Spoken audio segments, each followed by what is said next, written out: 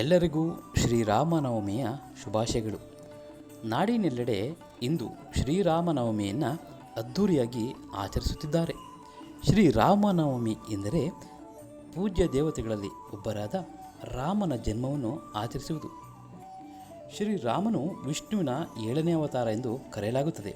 ಹಾಗಾಗಿ ನಾಡಿನೆಲ್ಲೆಡೆ ಶ್ರೀರಾಮನವಮಿಯನ್ನು ಒಂದೊಂದು ಭಾಗದಲ್ಲಿ ಒಂದೊಂದು ರೀತಿಯಾಗಿ ಆಚರಿಸುತ್ತಾರೆ. ಹಾಗೆಯೇ ಮೈಸೂರಿನ ಕೆಜಿ ಕೊಪ್ಪಲಿನಲ್ಲಿ ಇರುವ 150 ವರ್ಷಕ್ಕೂ ಹಳೆಯ ಇತಿಹಾಸವಿರುವ ಶ್ರೀರಾಮನ ದೇವಾಲಯದಲ್ಲಿ ಇಂದು ಶ್ರೀರಾಮನವಮಿಯನ್ನು ಅದ್ಧೂರಿಯಾಗಿ ಆಚರಿಸಿ ಬರುವ ಭಕ್ತಾದಿಗಳಿಗೆ ಪ್ರಸಾದವಾಗಿ ಮಜ್ಜಿಗೆ, ಪಾನಕ, ಹೆಸರುಬೇಳೆಯನ್ನು ವಿತರಿಸಿ ಶ್ರೀರಾಮನ ಕೃಪೆಗೆ ಎಲ್ಲರೂ ಪಾತ್ರರಾದರು.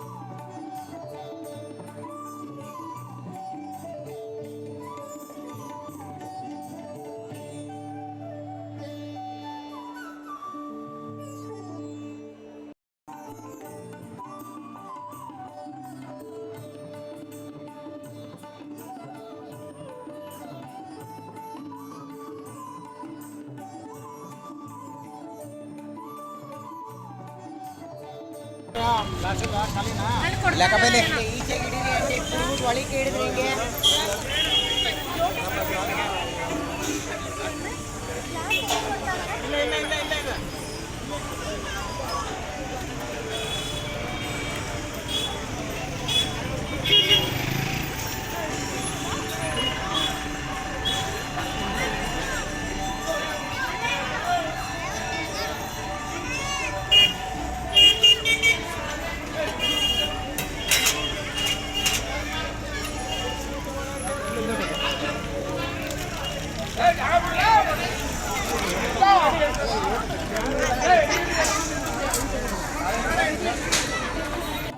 ಹೆಸರು ಕೆಂಪ ಅಂತೇಳಿ ಶ್ರೀರಾಮ ಸೇವಾ ಸಮಿತಿ ವತಿಯಿಂದ ಕಮ್ಮಿಯಿಂದ 100 ವರ್ಷದ ಹಿಂದ್ಗಡೆಯಿಂದ ಮಾಡ್ಕೊಂಡಿರೋಂಥ ಶ್ರೀರಾಮನವಮಿ.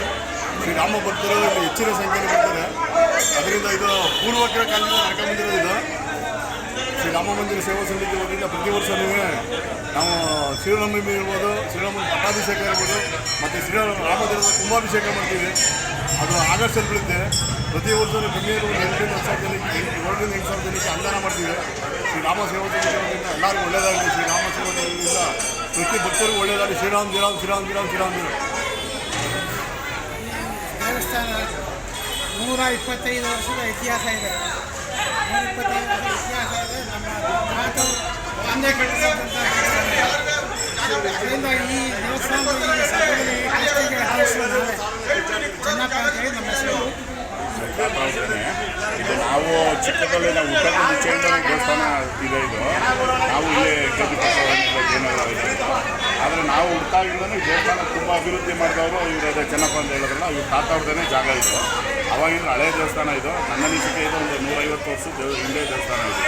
ತುಂಬ ಚೆನ್ನಾಗಿ ಎಲ್ಲ ಜನ ಎಲ್ಲ ಬರ್ತಾರೆ. ಭಗವಂತನ ಸೇವೆ ಎಲ್ಲರೂ ಮಾಡ್ತಾಯಿದ್ದಾರೆ. ಎಲ್ಲರಿಗೂ ಒಳ್ಳೆಯದಾಗಲಿ ಭಗವಂತ. ಸರ್ವ ಜನ ಸುಖಿನ.